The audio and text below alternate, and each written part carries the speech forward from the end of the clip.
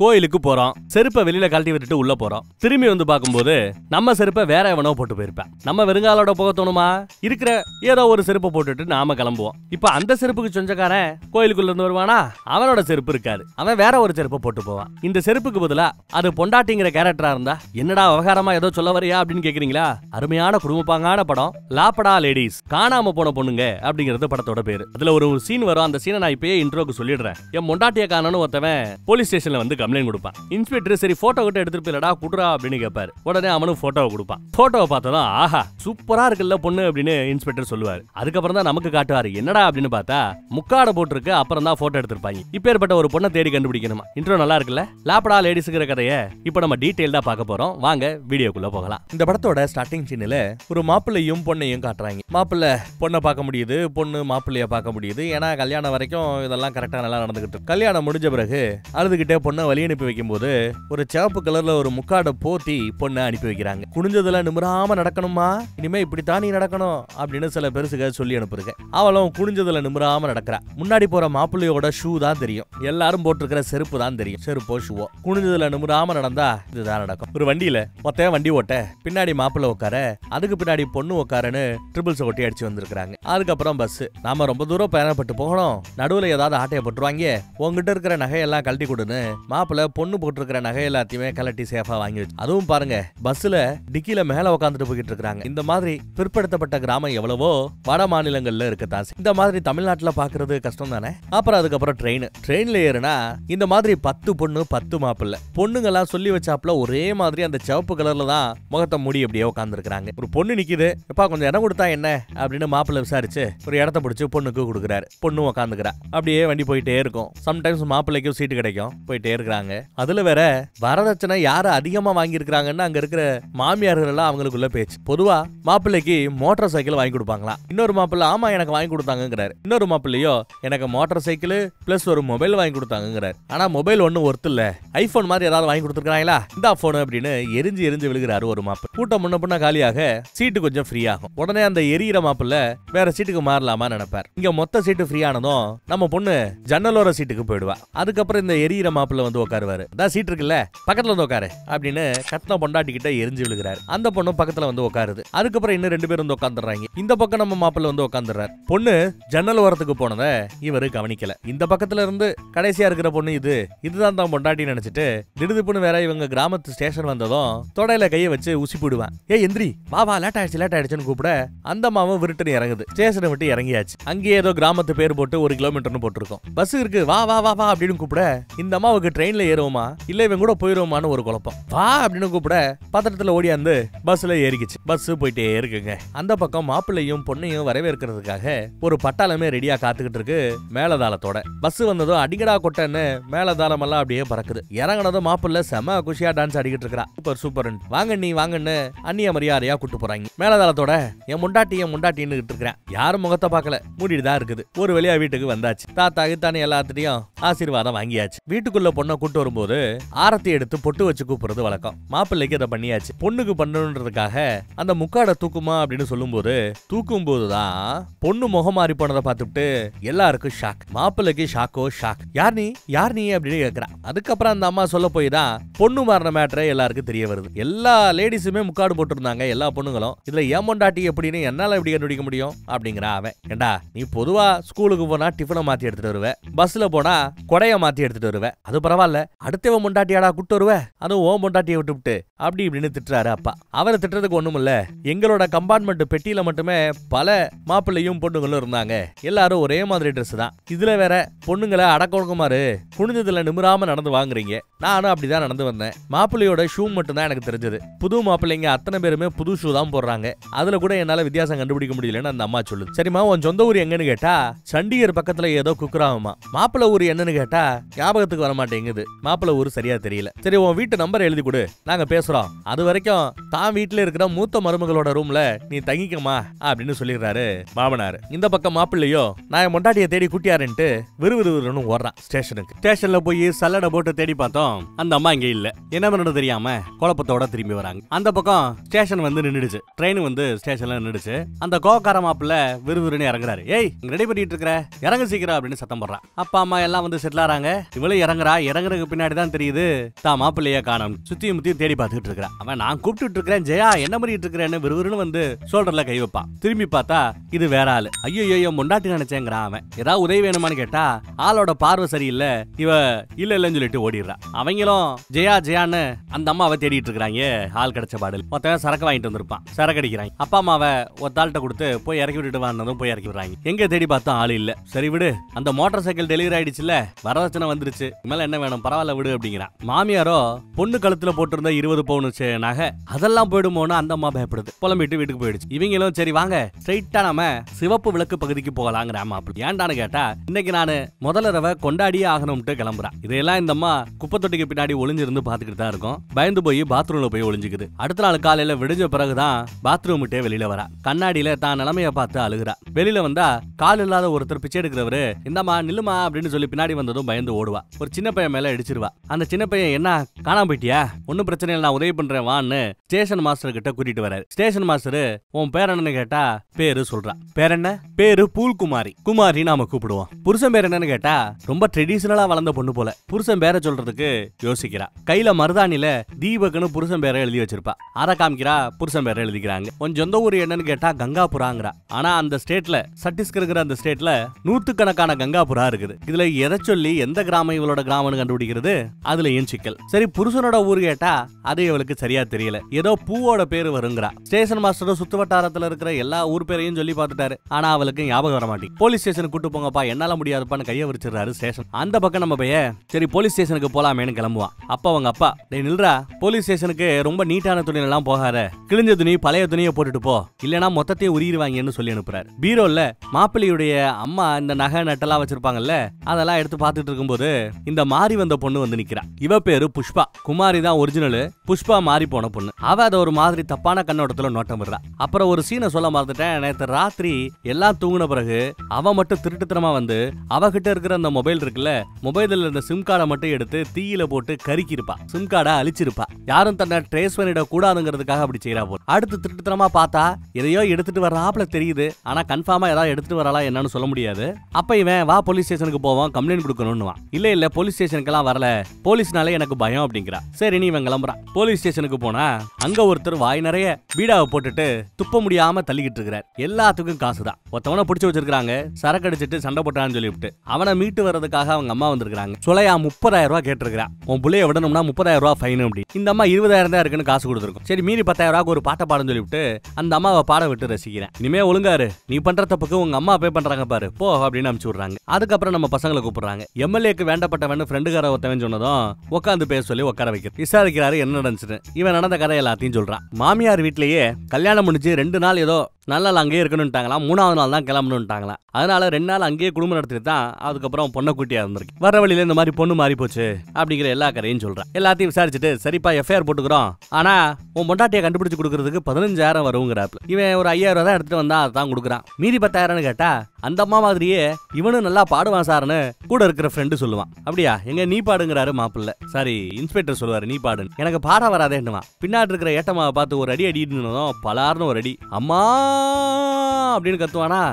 பாட தெரியுதே அப்படின்னு நக்கல் பண்ணுவாரு இன்ஸ்பெக்டர். மீதி காசு அப்புறம் கொடுங்க, பிறகு எஃப்ஐஆர் எழுதிக்கிறேங்கிறாரு. ஏதாவது போட்டோ கிட்ட எடுத்திருப்பீங்களே அப்படின்னு கேட்க கல்யாண போட்டோ ஒரே ஒரு போட்டோ தான் என்கிட்ட இருக்குதுன்னு சொல்லிட்டு போட்டோ கொடுக்குறாங்க. அந்த போட்டோவை பார்த்துட்டு பிட்ரு பா சூப்பரா இருக்குப்பா பொண்ணு அப்படின்னு சொல்லிட்டு போட்டோவை காட்டுறாரு. பார்த்தா மூஞ்சியை மறைச்சு முக்காடு போட்டு அதைத்தான் போட்டோவை எடுத்துருக்காங்க. முகம் தெரியல. எப்ப வேற ஏதாவது அடையாளம் இருக்கான்னு கேட்டா மூக்குக்கு கீழே ஒரு சின்ன மச்சம் இருக்குமா, கடுகு சைஸுக்குங்கிறான். அதை எழுதிக்கப்பா அப்படிங்கிறாரு இன்ஸ்பெக்டர். சரி போங்க, நாளைக்கு வரும்போது அந்த மாத்தி வந்த பொண்ணு புஷ்பாவா அவளை கூட்டிட்டு வாங்கன்னு சொல்லிட்டு இவங்களை அனுப்பிச்சுக்கிறாங்க. கூட இருக்கிற ஏட்டையா சார் என்ன சார் அப்படியே விட்டீங்க, வேற ஒரு ஆளோட பொண்டாட்டியே இவன் கூட்டாந்துருக்கான், இவன் மேல கடத்தல் வழக்குல போட்டீங்கன்னா நல்லா காசு பார்க்கலாமேங்கிறாரு ஏட்டையா. ஆளை பார்த்தே இல்ல, ட்ரெஸ்ஸை பார்த்தே இல்ல, 5 பைசா கறக்க முடியாது இதுக்கப்புறம் இவங்க கிட்ட, இதை விடுவோம். ஆனா மாறி வந்த பொண்ணு புஷ்பா இருக்கால, அவ தான் தங்க முட்டை இரவாத்து, அவகிட்ட தான் நிறைய நம்மளால கறக்க முடியும், நாளைக்கு வர்றாளான்னு பாப்போம், வந்தா கறந்துடலான்னு நினைச்சிட்டு இருக்கிறாரு இன்ஸ்பெக்டர். அந்த பக்கம் எல்லாம் அப்படிதான், எல்லாத்துக்கும் காசு, எப்படி எல்லாம் கறக்கணுமோ அப்படி எல்லாம் கறக்க நினைப்பாங்க. அதெல்லாம் சரியா தப்பான்னு கூட அந்த கிராமத்து மக்களுக்கு தெரியாதுங்கிற மாதிரி ஒரு சூழல். போலீஸ் ஸ்டேஷனுக்கு போய் கம்ப்ளைண்ட் கொடுத்துட்டு வீட்டுக்கு வந்தா 2வது சித்தியும் காணோம், 2வது சித்தியும் காணோங்கிறாங்க சின்ன பசங்க. என்னடான்னு விசாரிச்சா கோயிலுக்கு சாமி கும்பிட போனாலாம், ஆளை காணோம். அப்பா அம்மா எல்லாம் பதறாங்க. 2 நாள்ல 2 பொண்ணுங்களை நான் தொலைச்சிட்டேன்னு சொன்னா ஊர்க்காரங்க எல்லாம் என்ன பார்த்து சிரிக்க மாட்டாங்கன்னு இவன் ஒரு மாதிரி வருத்தப்படுறான். அப்படியே பேசிட்டு இருக்கும்போது அந்த பொண்ணுகிட்ட வந்துருதுங்க. எங்கம்மா போனேன்னு கேட்டா சாமி கும்பிட போனேங்க. என்னம்மா 5 மணி நேரமாமா சாமி கும்பிடுவேன், என்னம்மா இப்படி பண்றீங்களேம்மான்னு மாமியார் பேசி, இந்தாங்க பிரசாதம் எடுத்துக்கங்க நீட்டா. இல்லையே நான் கோயிலுக்கு தேடி வந்தேன்னு மாமனார். வந்தீங்க, ஆனா புது இடங்கிறதுனால நான் மூஞ்சியை காமிக்கவே இல்ல, முக்காடு போட்டிருந்தேங்கிறா. இந்த முக்காடாலதான் எல்லா பிரச்சனையும் வந்துச்சுன்னு அப்பா சொல்லுவாரு. நானும் அதான் சொன்னேன். நான் கன்ஃபியூஸ் ஆனப்பல நீங்களுமே கன்ஃபியூஸ் ஆயிருக்கீங்க பாத்தீங்கன்னு பையன் ஒரு போடுறான். அப்புறம் இவ உள்ள போறா. யாருக்குன்னு தெரியாம ஆக்சுவலா இவ பீரோல இருந்து எடுத்துட்டு போனது நகையோ பணத்தையோ இல்ல, ரேஷன் கார்டை எடுத்துட்டு போயிருக்கா. இப்போ ரேஷன் கார்டை வைக்கிறா. என்ன நடக்குதுன்னு ஒன்னும் பிடிவிட மாட்டேங்குது. இந்த இடத்துல ஒரு குழப்பம் இருக்கத்தான் செய்யுது. வெளியில வரும்போது இந்த மாதிரி இன்ஸ்பெக்டர் ஒன்ன நாளை காலையில பாக்கணும் வர சொல்லி இருக்கிறாருன்னு சொல்றான். அவன் மூஞ்சி ஒரு மாதிரியா மாறுது. அந்த பக்கம் ஸ்டேஷன்ல ஒரு தள்ளுவண்டி கடை இருக்கும். அந்த அம்மா கிட்ட அந்த பையன் கூட்டு போறான். இந்த மாதிரி கதை எல்லாத்தையும் சொன்னதும் அவங்க ஒன்ன மாதிரி வித்தியாசமான கதையை இன்னைக்கு தம்மா கேள்விப்படுறேங்கிறாங்க. வீட்டுல எப்படி ஒன்ன வளர்த்து வச்சிருக்காங்க பாருங்கிறாங்க. நல்லபடியா வளர்த்து வச்சிருக்காங்களா. புகுந்த வீட்டுல எப்படி நடந்துக்கணும்னு ஒவ்வொரு இடத்துலயும் சொல்லி சொல்லி நல்லா வளர்த்திருக்காங்களா. அடக்க ஒடுக்கமா வளர்த்திருக்காங்களா. விட்டு கொடுக்காம பேசுறா. வளர்ப்புல எந்த குறையும் இல்லங்கிறா. குனிஞ்சதுல நிமிராம நடக்க சொல்லி கொடுத்திருக்காங்களா. அதை சொல்லி கொடுத்தாங்களே, எங்கேயாவது விட்டா வீட்டுக்கு போவது எப்படிங்கறத சொல்லி கொடுத்தாங்களா அப்படின்னு கேட்டா முழிக்கிறா. இப்படித்தான் அடக்கமா இருக்கு, அடக்க ஒடுக்கமா இருக்கணும், அடக்க ஒடுக்கமா இருக்கணும்னு சொல்லியே பல வருஷமா இந்த பெண்களை சுரண்டி தின்கிறதே இந்த சமுதாயம் தான். இதுக்கு பேரு சீட்டிங்கு. அடக்க ஒடுக்கமா வளர்க்கறதெல்லாம் இல்லங்கிறது அந்த அம்மா. போண்டா, இந்த பொண்ணை வச்செல்லாம் நம்மளால சமாளிக்க முடியாது, அமுச்சு விட்டுருங்கிறாரு அந்த சின்ன பையன் கிட்ட அந்த அம்மா. இவ கோவத்துல சாப்பிட்டுட்டு இருந்ததையும் கீழே வச்சிடறா. அந்த பக்கம் அந்த கோவக்கார மாப்பிள்ள போலீஸ் ஸ்டேஷனுக்கு போய் இந்த மாதிரி பொண்டாட்டிய காணன்னு கம்ப்ளைண்ட் கொடுக்குறாரு. ஏற்கனவே அவன் பொண்டாட்டியை எரிச்சிட்டதா ஊர் ஃபுல்லா புறணி பேசிட்டு இருக்காங்க. யாரையாவது அடிச்சு விட்டு அடிக்கடி ஜெயிலுக்கு வருவான். பெரிய ரவுடி போல தெரியுது அந்த ஆளு. என்னப்பா பொண்டாட்டிய தொலைச்சுட்டியா அப்படின்னு கேஸ் எழுதிக்கிறாரு. அது மட்டும் இல்லாம தொலைஞ்சு போன பொண்டாட்டியோட பேர் என்னன்னு கேட்டா ஜெயாங்கிறா. ஜெயா உயரம் இந்த ஆளு பேரு எல்லாத்தையுமே நோட் பண்ணி ஃபேக்ஸா ரெடி பண்ணி எல்லா போலீஸ் ஸ்டேஷனுக்கும் அனுப்பிச்சு வச்சிடறாங்க அவங்க. அதுல ஒரு ஃபேக்ஸ் நம்ம போலீஸ் ஸ்டேஷனுக்கு வரும். அதை பார்த்ததுமே ஜெயான்னு ஒரு பொண்ணு அதே ட்ரெயின்ல அதே ராத்திரி காணாம போயிருக்கிறா. எங்க கிட்ட ஒரு கேஸ் வந்திருக்கு. புஷ்பான்னு ஒரு பொண்ணு இந்த மாதிரி மாப்பிள்ள மாதிரி இந்த பக்கம் வந்துட்டதா சொல்றாரு. காணாம போன இந்த பக்கம் காணாம போன அந்த ஒரிஜினல் பொண்ணு அவகிட்ட இருந்த நகை பணத்தை எல்லாம் மாப்பிள்ள தொலைஞ்சு போயிருந்து சொல்லிட்டு கலட்டி வாங்கி வச்சிருந்ததா சொல்றாரு. ஆனா இந்த பக்கம் கிட்டத்தட்ட 20 பவுன மொத்தமா அந்த ஜெயாங்கிற பொண்ணு தான் வச்சிருந்ததா சொல்றாரு. 20 பவுனா? ஆஹா, இதை இல்லையா நீ ஃபேக்ஸ்ல எடுத்து அனுப்பியிருக்கணும். சரி, அந்த ஜெயாவோட போட்டோ எடுத்து அனுப்பிச்சு விடு பாக்குறேங்கிறாரு. 20 பவுன் மொத்தமா ஆட்டைய போடணும்னு நினைக்கிறாரு நம்ம இன்ஸ்பெக்டர். ஆனா ஜெயாவும் இந்த புஷ்பாவும் ஒரே ஆளா வேற வேற ஆளாங்கிறதெல்லாம் இந்த ஃபேக்ஸ் வந்தாதான் தெரிய வரும். இப்ப நான் அந்த பக்கம் தள்ளுவண்டி கடையை மூடிக்கிட்டு இருக்காங்க கடைக்காரம்மா. இவள் அந்த சின்ன பையன் கூட்டி வந்துட்டு இருக்கான். கடைக்காரம்மா இறக்கப்பட்டு நீங்க தங்கியிருக்கிற இடத்துலயே அவளை வேணா தங்க வச்சுக்கங்கன்ட்டாங்க. கூட்டிட்டு வராங்க. ஒரு ஷீட்டு வீடு மாதிரி இருக்கும், அவ்வளவுதான். இவங்க 2 பேரும் ஒரு பெட்ல படுக்கிறதுக்காக ரெடி பண்ணிட்டு இருக்கான் பெட்டை. நீ இங்கேயே படுத்துக்கோங்கிற அந்த பையன். அதே சமயம் டேய் வீட்டுக்கு வந்தாச்சு ஃப்ரீயாரான அந்த சின்ன பையன் சொன்னதும் காலே இல்லாத அந்த ஆளு கட்டை கழட்டிட்டு காலோட நிக்கிறார். என்னையாவது சீட்டிங்னு இவ கேப்பா. ஆமா, காசு சம்பாதிக்கிறதுக்கு எவ்வளவு கஷ்டப்பட வேண்டியிருக்குது பாருங்க. சரி சரி வா வா படு அப்படின்னு படுக்க சொல்றாங்க. அவ பயந்துகிட்டே படுப்பா. இந்த உலகத்துல எங்க ஆபத்து அதிகம்னு நினைக்கிறீங்களோ அங்க ஆபத்து இருக்காது. எங்க ஆபத்து இல்லைன்னு ரிலாக்ஸா இருக்கிறீங்களோ அங்கதான் உங்களுக்கு ஆபத்து இருக்கும். எங்களெல்லாம் பார்த்து நீ பயப்பட வேண்டிய அவசியமே இல்ல, தாராளமா படுன்னு படுக்க வைக்கிறான். இந்த பக்கம் நம்ம புஷ்பாவை காட்டுறாங்க. அந்த ராத்திரி சமயத்துல யாருக்கும் தெரியாத சமயத்துல எந்திரிச்சு வெளியில வருது. ஒரு சிம் கார்டை எடுக்கிறா. ஒரு கால் வீட்டுல இருந்த ரேஷன் கார்டை பயன்படுத்தி சிம் கார்டு ஏதாவது புதுசா வாங்கிருப்போலோ என்னன்னே தெரியலங்க. சிம் கார்டை போட்டு போனை ஆன் பண்றா. அதுக்கப்புறம் என்னாச்சு ஏதாச்சுன்னு காட்டல.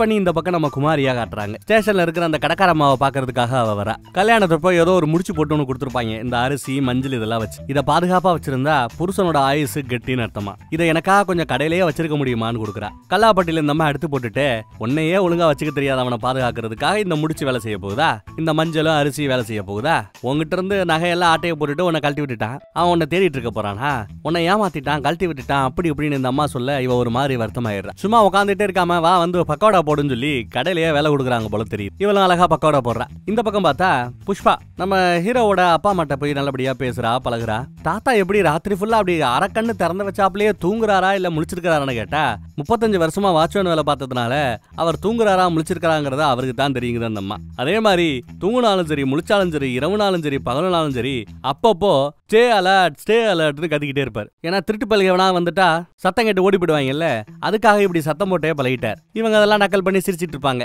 தாத்தா இந்த பக்கம் திரும்பி இவ்வளவு ஒரு பார்வை பார்த்ததும் அவ பயந்துகிட்டு டீயை குடிச்சிட்டு இருக்கா. இந்த பக்கம் மாப்பிள்ளை வீட்டுல அன்னிகாரி ஒருத்தவங்க இருப்பாங்கல்ல, பேசவே மாட்டாங்க. உங்க புருஷன் கேள்விப்பட்டேன் ஏதோ வாட்ச்மேனா சிட்டில வேலை பாக்குறாராமே அப்படின்னு கேட்டா ஆமான்னு தலையாடுவோம். நீங்க அங்க போய் அவர் கூடயே செட்டில் ஆக வேண்டியதுன்னு கேட்டா வாய்ப்பு அமையல அப்படிங்கிறாங்க. சரி ஏன் இப்படி முன்னே இருக்கீங்கன்னு கேட்டா புருஷன் இருந்தா பேசலாம், வேற யாருக்கிட்ட என்னத்தை பேசுறதுன்னு அழுத்துக்கிறாங்க. புருஷன் பேரை கூட அவங்களும் சொல்ல மாட்டேங்கிறாங்க. தான் பையனோட பேரை சொல்லி அவங்க அப்பா இன்னார் அப்பா அப்படின்னு தான் சொல்லிட்டு இருக்கிறான். புருஷன் பேரை சொல்றதுக்கு அவ்வளவு இது அவங்களுக்கு. அதே மாதிரி இவளோட கையில ஜெயான்னு மச்சம் குத்தி இருக்கும். இருக்கும். இப்ப பொதுவா ஒரு கோயிலுக்கு போறோம், செருப்பை வெளியில கழட்டி விட்டுட்டு உள்ள போயிட்டு வெளியில வரும்போது நம்ம செருப்பு காணாம போயிருக்கும். அப்ப பெரும்பாலானோர் என்ன பண்ணுவாங்க, அதே மாதிரி இருக்கிற வேற ஏதாவது ஒரு செருப்பை போட்டுக்கிட்டு கிளம்பிடுவாங்க. அந்த செருப்புக்கு சொந்தக்காரன் கோயிலை விட்டு வெளியில வருவான். அப்ப அவனோட செருப்பு இருக்காரு. குத்து மதிப்பா ஏதோ ஒரு செருப்பை போட்டுட்டு இவன் போயிருவான். இப்படியே செருப்பை மாத்திட்டு இருக்கிறாப்ல இங்க பொண்ணை மாத்திட்டு இருக்காங்க. செருப்புல பேர் எழுதியிருக்காரு, இன்னாரோட செருப்பு இதுன்னு எழுதியிருக்காரு.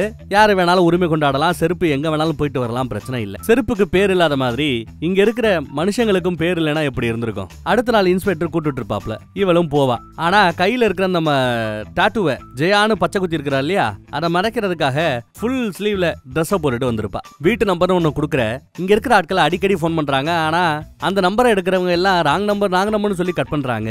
நம்பர் கூட சரியா சொல்ல தெரியாதான் திட்டுறாரு. அப்பா பேர் என்னன்னு கேட்டா மேல போட்டோல ராஜேந்திர பிரசாத்னு இந்த பெரிய பெரிய அரசியல்வாதிகளோட போட்டோஸ் எல்லாம் இருக்கும். அதை பார்த்துட்டு அப்பா பேர் என்னன்னு கேட்டா ராஜேந்திர பிரசாத்ங்கிறா. புருஷன் பேரை கேட்டா தப்பா சொல்றா, இவ பேரை கேட்டா புஷ்பான்னு தப்பா சொல்றா, எல்லாத்தையும் தப்பா சொல்றா. உன் ஊர் எதுன்னு கேட்டா ஊர் பேர் சொல்றா. ஆனா அந்த ஊர் பேர் இவங்க யாருக்குமே தெரியாத மாதிரி ஒரு பேரா இருக்குது. சத்தீஸ்கர்ல இருந்து தான் அந்த வரேன்னு சொன்னேன்ல, ஆனா நீ வந்து இறங்கின அந்த ட்ரெயின் சத்தீஸ்கர்ல இருந்து வரலையே, அப்ப நீ வேற ஊர்க்காரி தானே அப்படின்னு கேட்டா இல்ல, அதுக்கு முன்னாடி 2-3 ட்ரெயின் நாங்க மாறி வந்தோம் அப்படின்னு சொல்லி சமாளிக்கிறா. அப்புறம் ஜெயாவோட டீடைல் வந்திருக்கும்ல ஃபேக்ஸ்ல, அதுல கையில இந்த மாதிரி மச்சான் குத்தி இருக்குன்னு வந்திருக்கும். எங்க கையா காட்டுன்னு கேக்குறாரு. கைய பார்த்தா டாட்டு குத்தி இருப்பாங்கல்ல, ஜெயான்னு குத்தி இருக்கும்னு ரிப்போர்ட் சொல்லுது. ஆனா ஜெயாவை இவ ஸ்ரேயான்னு லைட்டா சுழிச்சு விட்டு மாத்தி விட்டுருவா. ஸ்ரேயாவா பேரு புஷ்பான்னு சொன்ன, ஸ்ரேயான்னு ஏன் மச்ச குத்தி இருக்கு, சி மச்சோன்னு அதுக்கு பேர் என்னப்பா பச்சை குத்தி இருக்கேன்னு கேட்டா எங்க தாத்தா என்ன செல்லமா ஸ்ரேயான்னு கூப்பிடுவாரு, சின்ன வயசுலயே பச்சை குத்தி விட்டுடாப்லன்னு சொல்றாங்க. சரிங்க வாப்பா, இந்த அம்மாவோட அந்த மச்சத்தையும் சீ மச்சாம்னே வருது பச்சையையும் அவங்களையும் போட்டோ எடுப்பா, மித்த ஸ்டேஷனுக்கு அனுப்பிச்சு விடுப்பா அப்படின்னு சொல்ல ஒரு போலீஸ்காரர் வந்து போட்டோ எடுக்கிறார். போட்டோக்கு போஸ்ட் கொடுக்க போகும்போது முக்காடை போட்டுட்டு தான் போஸ்ட் கொடுக்குறா. முக்காடை கலட்டுமா கேமரா தானே வர இன்ஸ்பெக்டர். இல்ல இது வரைக்கும் முக்காடு போடாம நான் போட்டோக்கு போஸ்ட் கொடுத்ததே இல்ல, முக்காடு இல்லாம ஒரு பொண்ணு போட்டோக்கு போஸ்ட் கொடுக்கறது அவமரியாதை அப்படின்னு அந்த அம்மா பேசு. டேய் நீ ஏன் முக்காடு எடுத்து விட்டுட்டு போட்டோ எடுற அப்படின்னு சொன்னா ஏட்டையா பயப்படுறாரு. பக்கத்துல வந்து சார் இந்த மாதிரி விஷயத்துல ஊர்க்காரங்க ரொம்ப சென்சிட்டிவா இருப்பாங்க, ஒரு பொண்ணோட மான பிரச்சனைனா கலவர வெடிச்சு போயிடும் பாத்துக்கங்கன்னு சொன்னதும் சரி சரி குறைஞ்சபட்சம் விரல் ரேகையாவது எடுத்துக்கப்பா, எம்மா விரல் ரேகையாவது கொடுத்துட்டு போமா அப்படின்னு சொல்ல விரல் ரேகையை கொடுத்துட்டு இவங்க கிளம்புறாங்க. எப்படி எஸ்கேப் ஆறா பாத்துக்கங்க. அடுத்து போகும்போது எம்மா ஜெயா அப்படின்னு இன்ஸ்பெக்டர் கூட்டு பாப்பாரு. டப்புன்னு திரும்புவா. மாட்டிக்கிட்டாலும் நினைச்சா என் வளையல கழட்டி வச்சேன் எடுத்துக்கிறேன்னு சொல்லிட்டு மேஜையில கழட்டி வச்ச வளையல் எல்லாம் எடுத்து போட்டுட்டு கிளம்புறா. ஜெயான்னு கூப்பிட்டதுனால திரும்பினாலா இல்ல வளையலுக்காக திரும்பினாலா, இன்ஸ்பெக்டருக்கு ஏதோ டவுட் கூடிக்கிட்டே போகுது. அப்புறம் உங்களுக்கு ஒரு மேட்டர் யோசிக்கலாம், ஒரிஜினல் பொண்ணு குமாரி அவளோட அப்பா அம்மாவுக்கு இன்னும் சேரி போய் சேரலையான்னு, இன்னும் சேரி சொல்லல, அவங்க பயப்படுவாங்கன்னு 2-3 நாள் பாப்போம், அப்பவும் பொண்ணு கிடைக்கலன்னா அதுக்கப்புறம் சொல்லிவிடலான்னு காத்துட்டு இருக்காங்க. இந்த பக்கம் கடைக்காரம்மா இவளை தன்னோட வீட்டுக்கு கூட்டியாந்துட்டாங்க. வீட்டுல இங்கேயே தங்கிக்கலாம், கொஞ்சம் மாவு இருக்கு வேணா ரொட்டி சுட்டு சாப்பிடு, எனக்கு ஒரு ரொட்டி சுட்டு கொடு அப்படின்னு கேட்டுட்டு உட்கார்றாங்க. பீடி அடிக்கிறாங்க. தனியாவா வாழ்ந்துட்டு இருக்கிறீங்கன்னு நம்ம கேப்பா. ஆமா கஷ்டமா இல்லையான்னு கேட்டா இல்ல ஒரு காலத்துல புருஷன் பையன் எல்லாம் இருந்தாங்க, புருஷன் குடிச்சிட்டு வந்து அடிச்சுக்கிட்டே இருப்பான், கேட்டா அடிக்கிற கைதான் அணைக்கணும்னுவேன். ஒரு நாள் வாய்ப்பு கிடைச்சிச்சு, பலார்னு 2 விட்டேன், என்னன்னு கேட்டா அணைக்கணும்ல அதுக்கு தேன்னு சொன்னேன், ஓடியே போயிட்டேன். அப்புறம் எல்லாரையும் துரத்தி விட்டுட்டேன், இப்போ தனியாளா நிம்மதியா வாழ்ந்துட்டு இருக்கிறேன். ஸ்டார்டிங்ல கஷ்டமா இருக்கும், போக போக ராஜா வாழ்க்கை தாங்கிறாங்க. அந்த சேரியை மாத்திட்டு என் பழைய சேரி ஏதாவது இருக்கும் எடுத்து போட்டுக்கோ அப்படின்னா இல்ல இதே சேரியில தான் நான் இருப்பேன், என்ன தேடி என் மாப்பிள்ள வந்தா என்ன கண்டுபிடிக்கிறதுக்கு வசதியா இருக்கும்லங்கிறா. அடுத்து கடையை திறக்கிறாங்க. புதுசா ஏதாவது ஸ்வீட் செய்யலாமான்னு கேட்டிருப்பா. அதெல்லாம் இனி செய்வாளா என்னன்னு தெரியல. சொன்னாப்ல ஏதோ ஸ்வீட் ரெடி பண்ணி இருக்கிறா. அங்க ஒரு கஸ்டமர் அடிக்கடி வருவாப்ல. இந்த அம்மா திட்டிக்கிட்டே இருக்கும், நிறைய சட்னி ஊத்துனா வாங்குறது 2 பூரி ஊத்துறது 4 சட்னியா அப்படின்னு திட்டுவா. சட்னியை ஊத்தாம சாப்பிட்டுட்டு இருந்தா என்னையா ஊத்தவே இல்லையா, சட்னி ஊத்தி சாப்பிடியான்னுவா.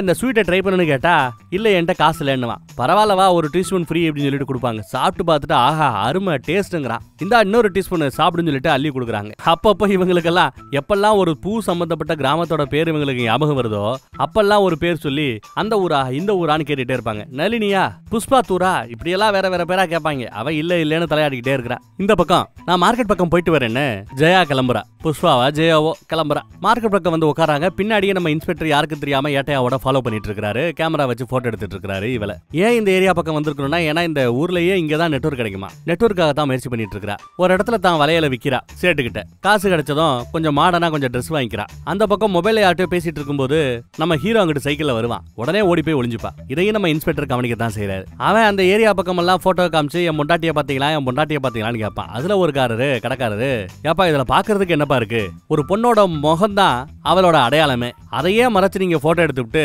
எப்படி அந்த பொண்ணை தேடி கண்டுபிடிக்க முடியும்? ஒரு ஆளுக்கு அடையாளம் முகம் முக்கியம் இல்லையா அப்படின்னு பேசுவார். ரொம்ப அறிவுபூர்வமா சிறப்பா பேசுறாருன்னு பார்த்தா அவரோட பொண்டாட்டி இந்தாங்க டீன்னு வந்து டீயை நீட்டுவாங்க. பார்த்தா கண்ணை தவிர மீதி எல்லாமே அப்படியே கவர் செய்யப்பட்டு இருக்கும். உடனே ஹீரோ ஒரு லுக் விடுவான். என்னமா அட்வைஸ் பண்ண, நீ மட்டும் ஒழுங்காங்கிறாப்ல ஒரு லுக் விடுவான். அப்புறம் இவ ப்ரௌசிங் சென்டருக்கு போயிருப்பா. அவ போன பிறகு அவ உட்காந்த கம்ப்யூட்டர்ல இவங்களும் போய் உட்காந்து என்ன சர்ச் பண்ணிருப்பான்னு தேடி பாக்குறாங்க. ஆனா சர்ச் ஹிஸ்டரி உட்பட எல்லாத்தையுமே டெலீட் பண்ணிருக்கா. படு விவரமான பொண்ணுங்கிறது நல்லா தெரியுது. அடுத்து போஸ்ட் ஆபீஸுக்கு போறா. ஏட்டையா போஸ்ட் ஆபீஸ்ல இவளுக்கு என்ன வேலைன்னு அவ போன பிறகு விசாரிக்க போறார். அடுத்து ஒரு சலூன் கடை பக்கத்துல போய் உட்காந்துட்டு ஏதோ முடிச்சுட்டு வரா. இன்ஸ்பெக்டர் எல்லாம் பார்த்துட்டு பறவை கூண்ட விட்டு பறக்காசப்படுது அப்படின்னு ஒரு டயலாக் விடுறாரு. இங்க நம்ம புஷ்பா வயல்வெளியில ஏதோ டான்ஸ் ஆடிட்டு பாட்டு பாடிக்கிட்டு இருப்பா. அப்ப பின்னாடியே இவர் பேரு குஞ்சன் சொந்தமா ஒரு பிரஸ் கம்பெனி வச்சிருக்காரு. இந்த போஸ்டர் அடிக்கிறது, கல்யாண இன்விடேஷன் அடிக்கிறது, இதெல்லாம். ஊருக்கே கல்யாண இன்விடேஷன் அடிக்கிறேன், ஆனா எனக்கு இன்விடேஷன் அடிக்கல, அதுக்கு வாய்ப்பு அமையலன்னு நெளிஞ்சு பேசுறாப்ல. அதே சமயம் மாமனார் கூப்பிடுவாரு.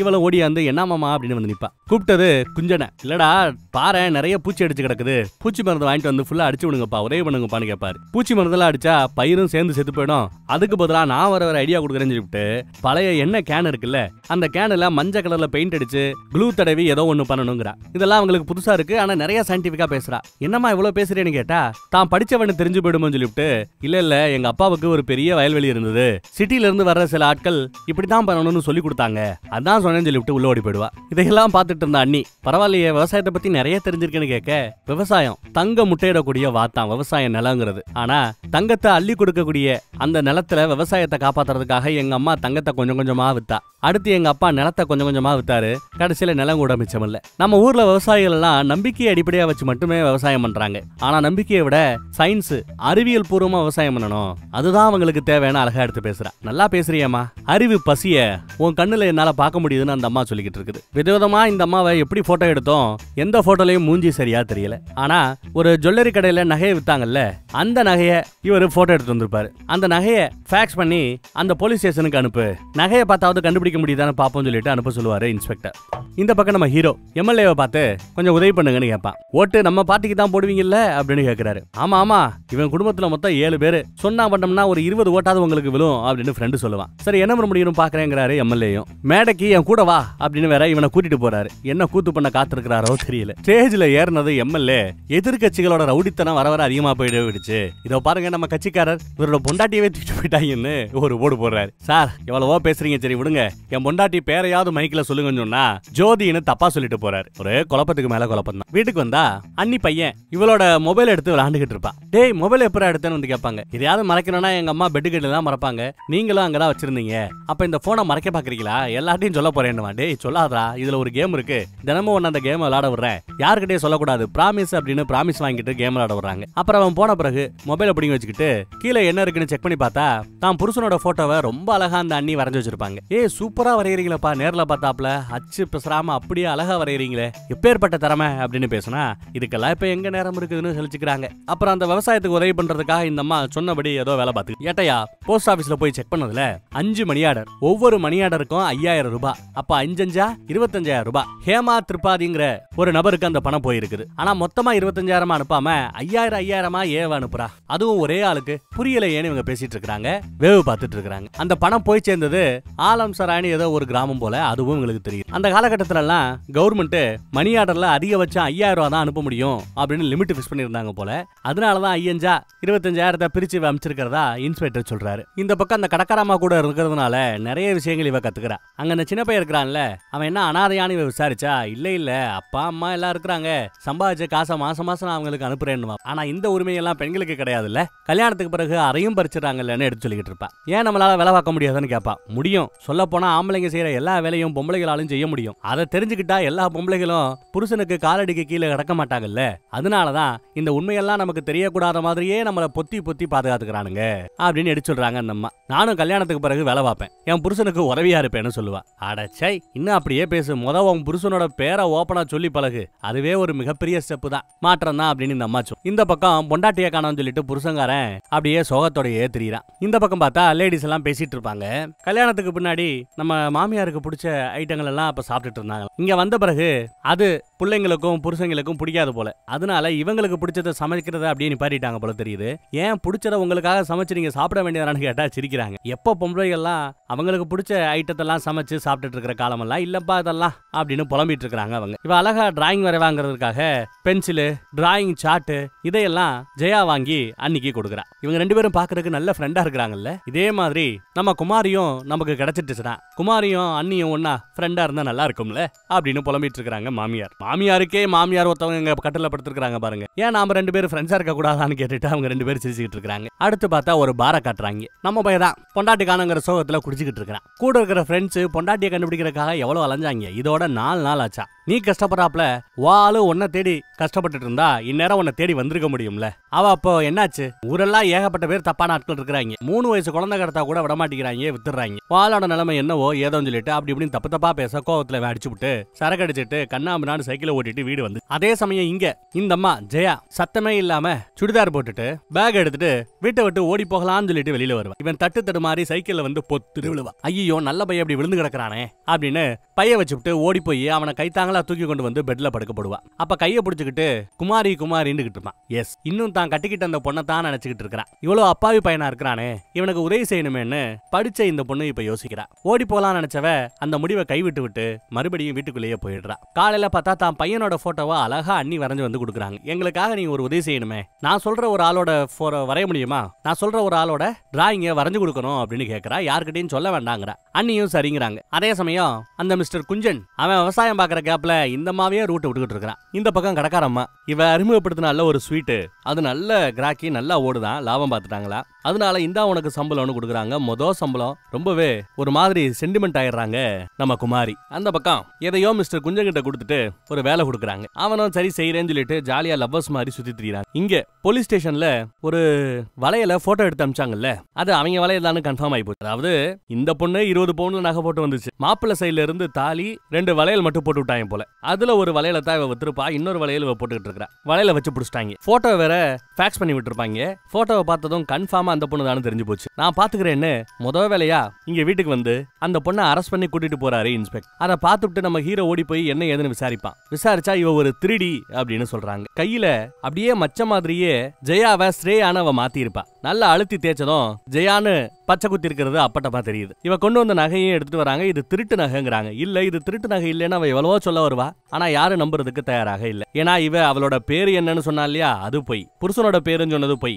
அப்பாவோட பேருன்னு சொன்னது போய். அப்பாவோட நம்பர்னு சொன்னது போய். அவளோட கிராமம்னு சொன்னது போய். அவ எல்லாம் தெரிஞ்சுதான் இங்க வந்து தங்கி இருக்கிறான்னு எல்லாமே பொய்யா இருந்ததுனால யாரும் நம்பல. இப்படி பண்ணிட்டு ஏன்னு நம்ம ஹீரோ கிட்ட கேட்பான். அவளை அழுதுகிட்டே இருப்பா. அரெஸ்ட் பண்ணி போலீஸ் ஸ்டேஷனுக்கே கூட்டிட்டு போறாங்க. நம்ம ஹீரோ ஒரு மாதிரி ஆறான். என் பொண்டாட்டி கேஸ்னு விசாரிப்பான். அதான் தேடிக்கிட்டு இருக்கிறோம்ல, கண்டுபிடிப்போம் அப்படின்னு சொல்லிட்டு இங்க வந்துடுறாரு. இந்த மாதிரி பொண்ணை அரெஸ்ட் பண்ணி நான் ஒன்று ஜெயில வச்சிருக்கிறேன், அந்த ஆள் அமுச்சு விடுங்க புருஷங்காரனை அப்படின்னு போன் பண்ணி சொல்லிடுறாரு. இந்த பக்கம் மிஸ்டர் குஞ்சன் வெளியூர் பக்கம் எல்லாம் போய் ஏதோ ஒரு வேலையை முடிச்சிட்டு வராரு. என்னடா நடக்குதுங்கன்னு வந்து விசாரிக்கிறாரு. அவ சரியான ஏமாத்துக்காலிடா, திருடிடா அப்படின்னு இவன் சொல்லுவான் ஹீரோ. அட போடா, என் பொண்டாட்டி காணாம போனதுக்கு கூட இவ காரணமா இருக்கலாம்னு ஹீரோ சொல்லும் போதுதான், காணாம போன உன் பொண்டாட்டியை காப்பாத்துறதுக்காக அவ என்ன பண்ணிட்டு இருக்கான்னு உனக்கு தெரியுமா, இந்தா பாருன்னு நீட்னா காணாமல் போனவர்கள் பற்றிய ஒரு பெரிய போஸ்டர். இந்த பொண்ணை எங்கயாவது பாத்தீங்கன்னா இந்த நம்பருக்கு கால் பண்ணுங்க, இந்த கிராமம் தான் அப்படின்னு கிராமத்து பேர் போட்டு நம்பர் போட்டே ஒரு போஸ்டர் இருக்குங்க. இத சுட்டு வட்டாரத்துல இருக்கிற எல்லா ஸ்டேஷன்லயும் எல்லா முக்கியமான இடத்துலயுமே என்ன ஒட்டிட்டு வர சொன்னா நான் தான் ஒட்டிட்டு வந்தேன். உன் பொண்டாட்டியை காப்பாத்துறதுக்காக இங்க இருக்கிற யாருமே செய்யாத முயற்சியை அவ செஞ்சுட்டு இருக்கிறா,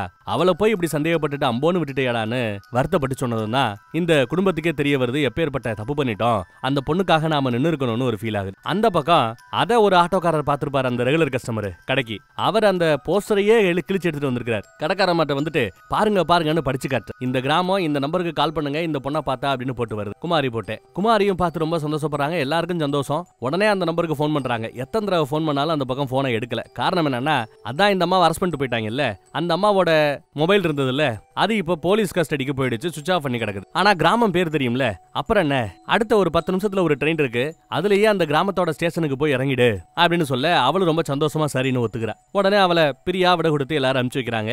கரெக்டா போய் சேர்ந்துருவியா அப்படின்னு ஸ்டேஷன் மாஸ்டருக்கு பயம். ஆனா கடைக்காரம்மா ரொம்ப தைரியமா, இப்பெல்லாம் அப்படி கிடையாது, புகுந்து விளையாடுவா, கரெக்டா போய் சேர்ந்துருவான்னு சர்டிபிகேட் கொடுக்குறாங்க. அந்த பக்கம் போலீஸ் ஸ்டேஷன்ல உள்ள செல்லுக்குள்ள அடைக்க போகும்போது கூட என்னோட நகை எல்லாத்தையும் கூட நீங்க வச்சுக்கங்க, ஆனா என்ன மட்டும் அந்த புருஷக்கார வீட்டுக்கு மட்டும் அனுப்பிச்சிட வேண்டான்னு எவ்வளவோ சொல்லுவா. கேட்காம செல்லுல தூக்கி போட்டாங்க. இந்த பக்கம் மேட்டர் தெரிஞ்ச பின்னாடி அந்த போஸ்டரோட இன்ஸ்பெக்டர் போய் பாக்குறாரு நம்ம ஹீரோ மித்த ஃப்ரெண்ட்ஸ் எல்லாம், மிஸ்டர் குஞ்சன் உட்பட. இவ 3Dயா இருக்க வாய்ப்பே இல்ல, அவளோட ஸ்டோரி என்னங்கறத நம்ம கேட்கணுங்கிறாங்க. சரின்னு செல்லுல இருந்த அந்த பொண்ணை வந்து உட்கார வச்சு எல்லாரும் முன்னாடியுமே உன் ஸ்டோரி என்ன சொல்லுன்னு கேட்டா, இவ படிக்கணும்னு ஆசைப்பட்டிருக்கா, வேற ஒண்ணும் இல்ல. அதுவும் ஆர்கானிக் ஃபார்மிங், இயற்கை விவசாயம்னு ஒன்ன கத்துக்கணும்னு பாக்குறா. இந்த கதையெல்லாம் நடக்கிறது ஒரு 10 வருஷத்துக்கு முந்தின கதை. மார்க் மை வேர்ட்ஸ், அடுத்த 10 வருஷத்துல அத்தனை பேருமே இயற்கை விவசாயம் ஆர்கானிக் ஃபார்மிங்னு தான் பேசிட்டு இருப்பாங்க.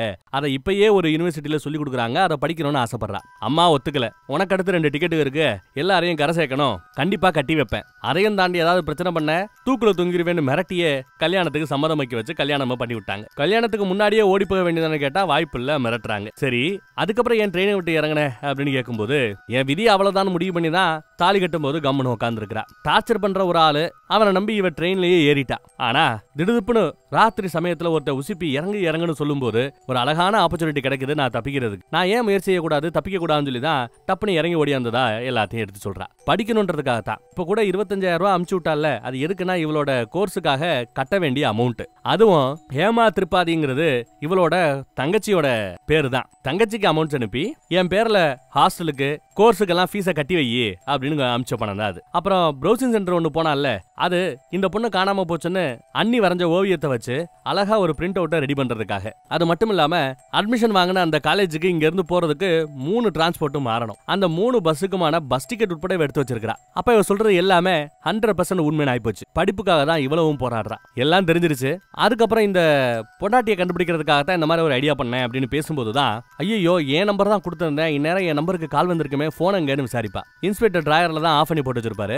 அதை ஆன் பண்ணதுமே பார்த்தா 12 மிஸ்டு கால் வந்திருக்குங்க. உடனே அந்த நம்பருக்கு போன் பண்ணி என்ன ஏதுன்னு விசாரிச்சா அவங்க டீடைல சொல்றாங்க. ஆனா அரைகுறையா தான் கேக்குது. ஒரு ஸ்டேஜ்ல பேட்டரி டெட், பேட்டரி இல்ல, சார்ஜ் இல்ல. என்னன்னு விசாரிச்சா பக்கத்து ஸ்டேஷன் தான். அந்த ஸ்டேஷன்ல இருந்து நம்ம கிராமம் நியர்பை ஏதோ சொல்லிக்கிட்டு இருந்தாங்க. கட்டாயிடுச்சு தம்பி, நீ ஒண்ணு பண்ணு, அந்த ஸ்டேஷனுக்கே போய் உன் முண்டாட்டியை தேடி பாரு போ அப்படின்னு அனுப்பிச்சு வைக்கிறான். இவன் இல்ல இந்த பொண்ணை நீங்க ரிலீஸ் பண்ற வரைக்கும் நான் போக மாட்டேன்னு நிக்கிறான். அட போப்பா, அதெல்லாம் கேஸ் இருக்கு, கேஸ முடிக்க வேணாமா, போ இடத்த காலி பண்ணு அனுப்பிச்சு வச்சுறாங்க. மிஸ்டர் குஞ்சன் அவன் போக மாட்டேன்னு நிப்பான். எம்எல்ஏ சப்போர்ட் இருக்குன்னு சொல்லி நிப்பான். அவனையும் அனுப்பிச்சு வைக்கிறாங்க. இவளை மறுபடியும் செல்லுல உட்கார வைக்கிறாங்க. அந்த பக்கம் பார்த்தா ட்ரெயின்ல ஏறி தான் புருஷனை பாக்குறதுக்காக ஆவலா அந்த பக்கம் வந்துட்டு இருக்கா குமாரி. இந்த பக்கம் புருஷங்காரனுக்கு செய்தி சொல்ல புருஷங்காரன் வந்துட்டாங்க. கெத்தா வந்து உட்காரான். கட்டுக்கட்டா பணத்தை வந்து வைக்கிறான். எஃப்ஐஆர் நான் ஃபைல் பண்ணல, சும்மா ரேண்டமா ஒரு ரிப்போர்ட்டை மட்டும் எழுதிட்டு முடிக்கிறாப்ல இருக்கும். எப்படி எழுத, ஓடி போயிட்டான்னா, திருடிட்டு ஓடி போயிட்டான்னா, இல்ல காணாம போயிட்டானா அப்படின்னு கேட்க, காணாம போயிட்டதாவே எழுதிக்கங்க அப்படிங்கிறாப்ல. சரி எப்பா எழுதி கையோட கேஸை முடிச்சு விட்டு கழுத்தெல்லாம் வாங்கி முடிச்சு விடுப்பான்னு அந்த கேஸ் முடிஞ்சு போச்சு. காசை வாங்கினதுக்கு இவர் வேலை பார்த்துட்டாரு, முடிஞ்சு போச்சு. அப்புறம் அந்த பொண்ணை கூட்டு வராங்க. பொண்ணு வந்ததுமே என்னடி ஓடுகாலி ஓடுற அப்படின்னு சொல்லிட்டு பலாருன்னு ஒரு அரை உதட்டுல இருந்து கொஞ்சம் ரத்தம் வரும். வா வீட்டுக்கு கூட்டு போய் அப்படியே உன் தோலை உரிக்கிறேன் பாரு அப்படின்னு பேசுறான். இவளை அரெஸ்ட் பண்ணும்போது கையில இருந்த நகைன்னு நகையை கொடுப்பாரு. இந்த நகை எங்க அம்மா கஷ்டப்பட்டு ரெடி பண்ண நகை, நிலத்தை வித்து ரெடி பண்ண நகைன்னு இவ எவ்வளவு சொல்லுவா. ஆனா இது எனக்கு வரதட்சணையா கொடுத்ததுன்னு சொல்லிவிட்டு நகை எடுத்து பாக்கெட்ல போட்டுப்பான். வா உன்னை தோலை உரிக்கிற வான்னு அப்படி இழுத்துட்டு போவான். அந்த சமயம் எல்லாருக்கும் ஒரு மாதிரியா இருக்கும். இன்ஸ்பெக்டர் ஒரு நிமிஷம் அப்படிங்கிறார். சொல்லிவிட்டு, இங்க பாரு, நீ கொடுத்த காசுக்கு வேலை பார்த்துட்டேன், கேஸ் க்ளோஸ் முடிஞ்சு போச்சு. ஆனா இங்க வேற ஒரு பிரச்சனை இருக்குது. இந்த பொண்ணு மேஜர். நான் பொண்டாட்டியாவே இருந்தா கூட வற்புறுத்தி ஒருத்தல விருப்பப்படாத ஒரு இடத்துக்கு கூட்டிட்டு போறது சட்டப்படி தப்பு. அது மட்டும் இல்லாம இவகிட்ட வரதட்சணை வாங்கி இருக்கிறத எங்க எல்லாரும் முன்னாடி சொல்லி இருக்கிற ஏற்கனவே 4 சாட்சி இங்க இருக்குது. வரதட்சணை வாங்குறதும் சட்டப்படி தப்பு. அப்புறம் பொண்டாட்டி வேற ஏதோ எரிஞ்சு போய் செத்து போனதா கேள்விப்பட்டோம். அது விபத்தா இல்ல வரதட்சணை கொடுமைக்காக அவளை நீரா எரிச்சு கொண்ணையா அப்படின்னு அந்த பழைய கேஸையும் தேவையில்லாம நோண்டி எடுக்கிறாப்ல வரும். அப்புறம் ஆயுள் முழுக்க ஜெயிலே கிடக்க வேண்டி இருக்கும். தேவையில்லாம பகச்சிக்க வேண்டாம், இந்த பொண்ணை விட்டுட்டு ஓடி போயிரு அப்படிங்கிறாப்ல. இதை யாருமே எதிர்பார்க்கல. இன்ஸ்பெக்டர் என்ன டப்புன்னு இப்படி மாறிட்டாப்ல என்ன சொல்றேன்னு கொட்டா அவன் ஒரு மாதிரி கெத்து காட்டுவான். போடாடே போடான்னு வெட்டி விடுறாங்க. போகும்போதே ஒரு நிமிஷம் அந்த நகையை கொடுத்துட்டு போடான்னு சொன்னதும் நகையை கையில கொடுக்காம தரையில வீசி எறிவான். அந்த புருஷன் பஞ்சாயத்து முடிஞ்சு போச்சு. இன்னும் இவ சாக்கில தான் இருக்கிறா நம்ம ஜெயா. அதுக்கப்புறம் கீழே விழுந்து கிடந்த நகை எடுத்து நம்ம இன்ஸ்பெக்டர் கிட்ட நேற்று ராத்திரி சொன்னபடி நகையை நீங்க வச்சுக்கங்கன்னு கொடுப்பா. ஆனா இன்ஸ்பெக்டரோ, இந்தா ஓ நகை நீயே எடுத்துக்கோ, எனக்கு வேண்டாம், நீ படி அப்படின்னு மட்டும் சொல்றாரு. இந்த படிக்கிற விஷயம்னு வரும்போது எப்பேற்பட்ட கெட்டவனா இருந்தாலும் ஒரு படி இறங்கி வந்து ஏதோ ஹெல்ப் பண்றாங்க. அவளுக்கு ரொம்ப சந்தோஷம். ஆனாலும் ஏதாவது செய்யணுமே நினைக்கிறவ டப்புன்னு மாப்பிள்ளை வீட்டுல இருந்து போட்டதுல ஒரு வளையல் இன்னும் மிச்சம் இருக்குல்ல, அந்த வளையல கழட்டி வைக்கிறா. அப்புறம் மாப்பிள்ளை கட்டி வச்சிருப்பால தாலி, கொஞ்சம் தங்க அங்க இருக்கும், அதையும் கழட்டி வைக்கிறா. இந்தாங்க, இது என்னோட நகை இல்ல, இதை லஞ்சமா வச்சுக்கங்கன்னு கொடுத்துட்டு ஒரு வணக்கத்தை வச்சுட்டு கிளம்பிடுறா. இவரும் வாங்கி வச்சுட்டு மார்க் மை வேர்டு, பிற்காலத்துல மிகப்பெரிய ஒரு பொண்ணா வரப்போறா பாரு அப்படின்னு ஏட்டையாக்கிட்டே அடிச்சிருப்பாரு. அந்த பக்கம் நம்ம பசங்க எல்லாம் ஸ்டேஷனுக்கு வந்துட்டாங்க. அடுத்த ட்ரெயின் எப்போ அப்படி எதுன்னு விசாரிக்கிறாங்க. ராத்திரி தான் ட்ரெயினா. சரி பஸ்ஸை பிடிச்சாதான் அந்த ஸ்டேஷனுக்கு ஓலான்னு சொல்லிட்டு முயற்சி பண்ணும்போது எங்கேயோ இருந்து தீபக் அப்படின்னு ஒரு சவுண்ட் கேட்கும். புருஷன் பேரை சொல்ல மாட்டேன்னு சொல்லிட்டு இருந்த அந்த பொண்ணு முதல் தடவையா புருஷன் பேரை சொல்லி கத்துறா. கூட்டத்துல இவனு திரும்பி பார்த்தா பொண்டாட்டி அங்கிட்ட இருந்து ஓடியாரா. ஓடி போய் கட்டி பிடிச்சு கதறி அழுகுறாங்க. ஒரு வழியா ஜோடி ஒன்னு சேர்ந்துருச்சு. சைக்கிள்ல இவன் கூட்டிட்டு வருவான். அந்த பக்கம் போலீஸ் ஸ்டேஷன்ல இருந்து நம்ம மிஸ்டர் குஞ்சன் ஜெயாவா கூட்டிட்டு வருவான். குடும்பமே ரெண்டு பேரையும் பார்த்து சந்தோஷப்படுறாங்க. இந்த மாதிரி வீடு வந்து சேர்ந்துட்டு அந்த செய்தி அங்கிட்டு வருது. ஸ்டேஷன் மாஸ்டர் ஓடியாந்து சொல்றாரு, கடைக்காரம்மாலாம் ரொம்ப குஷியா இருக்கிறா, ஸ்வீட்டை அள்ளி அள்ளி எல்லாருக்கும் கொடுப்பா. பொதுவா இவ ஸ்வீட் சாப்பிடறதே இல்லையா. எப்போ பொண்டாட்டி வந்து புருஷனை புள்ளைய எல்லாத்தையும் விட்டுட்டு போச்சோ அதுக்கப்புறம் ஸ்வீட்டை சாப்பிடறதே விட்டுருச்சு. ஆனா இன்னைக்கு சந்தோஷமான செய்தி, நீயும் சாப்பிடுமான்னு சொல்ல அவ ஒரு வாயு ஸ்வீட் எடுத்து சாப்பிடுறா. அந்த பக்கம் இப்போ கோர்ஸ் நாளைக்கு ஆரம்பிக்க போது இன்னைக்கு பஸ் ஏறி கிளம்பணும். பஸ்ஸுக்கு குடும்பமே ஒன்னா வந்து அனுப்பி வைக்கிறாங்க.